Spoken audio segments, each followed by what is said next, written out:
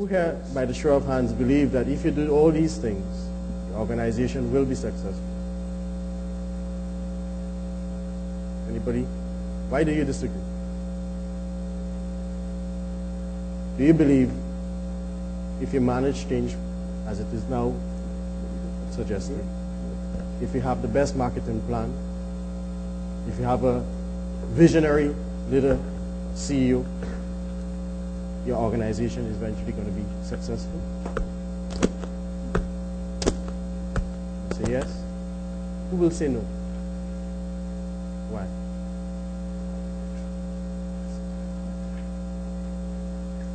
Okay, so let's assume you hire the best talent.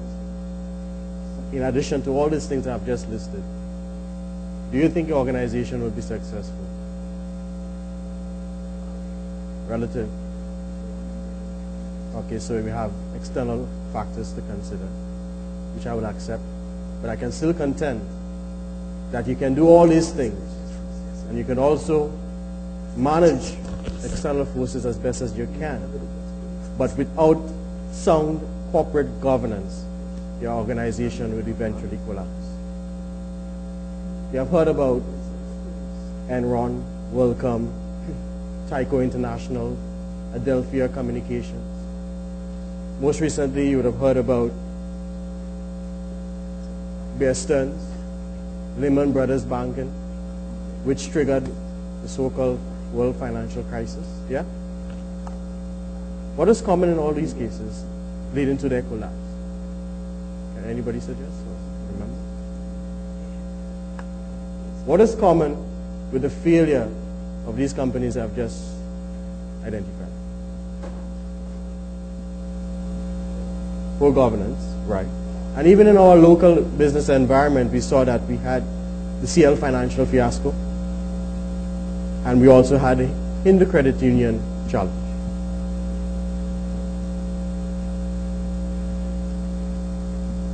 What we can see that these organizations were at some time very prosperous, very profitable, growing, and commanded a large share of the market. But their strategies, etc., were not given consideration to sound corporate governance. Because without sound corporate governance, you'll eventually end up in bankruptcy.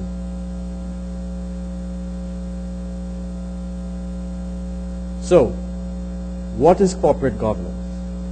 Essentially, it's a system by which companies are directed and controlled. Now, these two words are very critical. Directed and controlled. And control suggests something very forceful. Do you agree? So you have to control a corporation or an organization. And the board of directors will be the entity or the component that will be responsible for enforcing this corporate governance system that we're referring to. Okay? So the board provides, yes, the entrepreneurial leadership of the company within a framework of prudent and effective controls. So without the board or without corporate governance, your company can run haywire. Okay?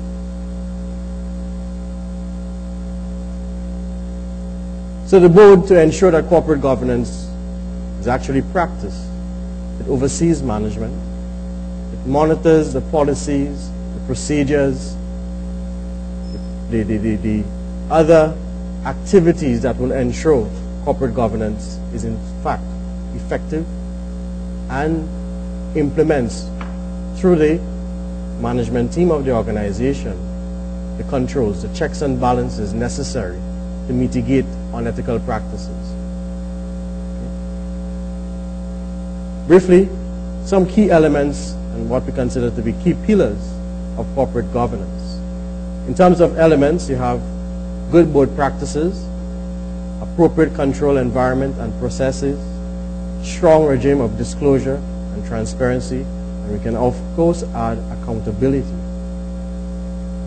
fairness, and responsibility, all linked to the elements.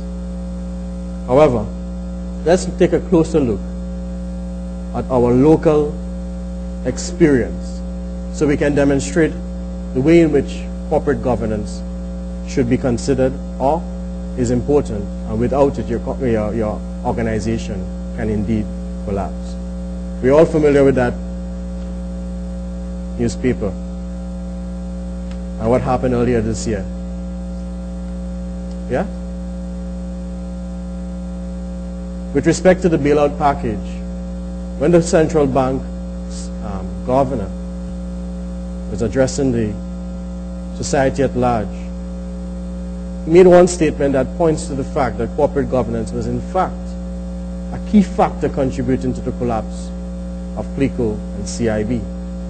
I quote Ewart Williams, "Government funding would also act as a catalyst for implementing a change in the current business model and corporate governance structure of CLICO." And if you've been following the media, the corporate governance structure has indeed been reformed. And it's now under, of course, the central bank's authority. In addition, JP Morgan said that the problems of CL Financial Group apparently stemmed in part from the sharp drop in methanol, which we seem to be as the catalyst then, but was not the cause. The cause was really as a result of risky practices that included excessive related party transactions. What that suggests clearly is that if the board of governors or the board of directors was effective for ensuring that the checks and balances in place to mitigate risky practices, then it could have avoided the fiasco that occurred. This is a photograph of the former president of the Hindu Credit Union. One local reporter stated that while he's been knocked for squandering people's money on secured loans, Hari Narayan said that in many instances there were guarantees via letters from members of the board of directors. Do you think from your own perspective that board of directors should be performing that kind of function? Yes or no? Do you think it's ethical? So therefore the board was not doing what it ought to have been doing, and therefore allowed a lot of decisions to be taken that was not sustainable or harmful to HCU.